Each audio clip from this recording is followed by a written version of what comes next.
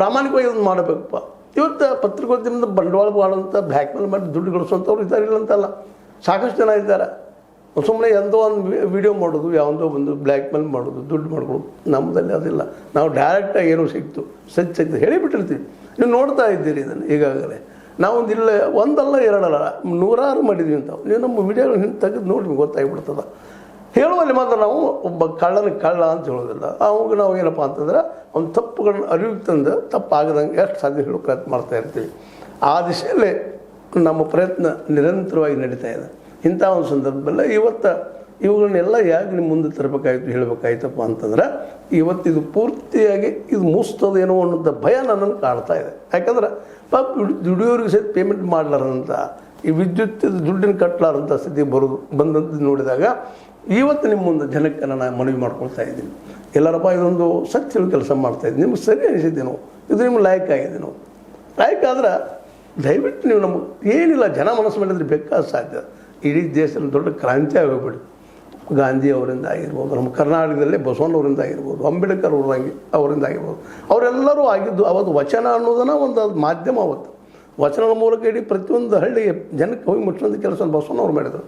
ಗಾಂಧೀಜಿಯವರು ತಮ್ಮ ಪತ್ರಿಕೆಗಳ ಮೂಲಕ ತಮ್ಮ ಭಾಷಣಗಳ ಮೂಲಕ ಜನರು ಪರಿವರ್ತನೆ ಮಾಡೋದು ಪ್ರಯತ್ನ ಮಾಡಿದ್ರು, ಜನಕ್ಕೆ ಒಳ್ಳೆಯದಿರೋ ಪ್ರಯತ್ನ ಮಾಡಿದರು. ಅದೇ ರೀತಿ ಅಂಬೇಡ್ಕರ್ ಅವರು ಜನಜಾಗೃತಿಯನ್ನು ಮಾಡಿದ್ರು ತಮ್ಮ ಬಿದ್ದಂಥ ಸಮುದಾಯಕ್ಕೆ. ಅವರು ಎದ್ದು ಇವತ್ತು ನಿಂತು ನಮ್ಮದು ಒಂದು ಹಕ್ಕು ಅಥವಾ ಬದುಕಬೇಕು ಅನ್ನುವಂಥ ಬದಿದ ಕಾರಣ ಅವರ ಮೂಕ ನಾಯಕದಂಥ ಅನೇಕ ಪತ್ರಿಕೆಗಳು, ಹೋರಾಟಗಳು.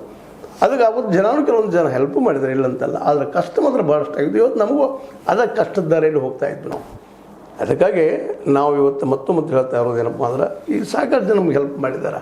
ಅವ್ರು ಇನ್ನೂ ಹೆಲ್ಪ್ ಮಾಡೋ ಸ್ಥಿತಿಯಲ್ಲಿ ಇನ್ನಷ್ಟು ನಮ್ಗೆ ಹೆಲ್ಪ್ ಮಾಡಿದ್ರೆ ಕೇಳ್ಕೊಳ್ತಾ ಇದ್ವಿ. ಆದರೂ ಅವ್ರಿಗೂ ಒಂದು ತಮ್ಮದೇ ಅಂತ ಲಿಮಿಟೇಷನ್ಸ್ ಇರ್ತದೆ. ಹೌದಪ್ಪ ಇಷ್ಟು ಸಾಧ್ಯ ಅಂತೇಳಿ. ಯಾಕಂದ್ರೆ ಅವರು ಎಲ್ಲರೂ ಒಪ್ಪಿಸ್ಬೇಕಾಗ್ತದೆ. ಆ ಎಲ್ಲ ನೆಲೆಗಟ್ಟಲ್ಲ ಇಂಥ ಒಂದು ಅನೇಕ ಜನ ಹೆಲ್ಪ್ ಮಾಡಿದ್ವಿ. ಈ ಸಂದರ್ಭ ಯಾಕೆ ನೆನಪಿಸ್ತಾ ಇದ್ವಿ ಅಂತಂದ್ರೆ ಅವರು ನಮಗೆ ಪ್ರಾತಸ್ಮರಣೀಯರು.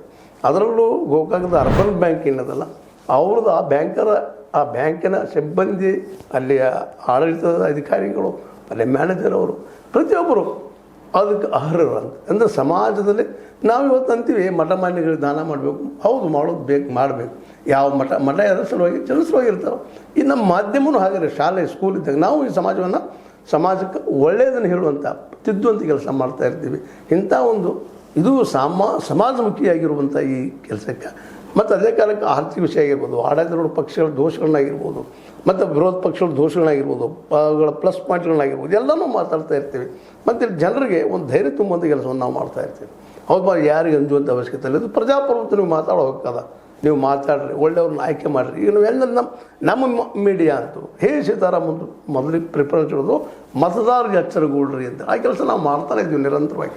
ನೀವು ಯಾರು ನಿರಂತರವಾಗಿ ನಮ್ಮ ಮಾಧ್ಯಮ ನೋಡ್ತಾ ಇದ್ದೀರಿ, ಸೀತಾರಾಮ್ ನೋಡ್ತಾ ಇದ್ದೀರಿ, ಅಥವಾ H16 ನ್ಯೂಸ್ ನೋಡ್ತಾ ಇದ್ದೀರಿ, ಅವ್ರಿಗೆಲ್ಲ ಕ್ಲಿಯರ್ ಆಗ್ತಾ ಹೋಗ್ತಾ ಇದೆ. ಇನ್ನೂ ನೋಡಿರಿ, ಇಲ್ಲಿ ಅನೇಕ ಎಪಿಸೋಡ್ ಮಾಡಿದ್ವಿ, ನೂರಾರಲ್ಲ ಸಾವಿರಾರು 3 ವರ್ಷಗಳಲ್ಲ.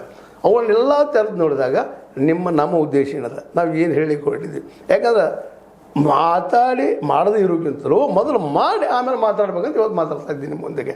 ಯಾಕಂದರೆ ಕಳೆದ 3 ವರ್ಷ ನಮ್ಮ ಸಾಕ್ಷಿ ಇದ್ದಾವೆ ನಮ್ಮ ವಿಡಿಯೋಗಳು. ನೀವು ತೆಗೆದು ನೋಡ್ರಿ ಅವುಗಳನ್ನೆಲ್ಲ.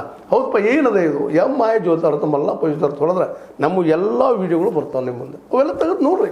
ಹೌದು ಇವೆಲ್ಲ ಸರಿ ಇದ್ದಾವಪ್ಪ ಅಂತ ಅನಿಸಿದ್ರೆ ನಮಗೆ ಸಹಾಯ ಮಾಡಿರಿ. ಆಯ್ತು ಸರಿ ಇಲ್ಲಪ್ಪ ಇದು ಸಮಾಜ ಕೆಡಿಸ್ತದ, ಸಮಾಜ ವಿರೋಧಿ ಅದ, ದುಷ್ಟದಾರಿ ವಿರೋಧಿ ನಿಮಗೆ ಅನಿಸಿದ್ರೆ ಅವಶ್ಯ ಇಲ್ಲ.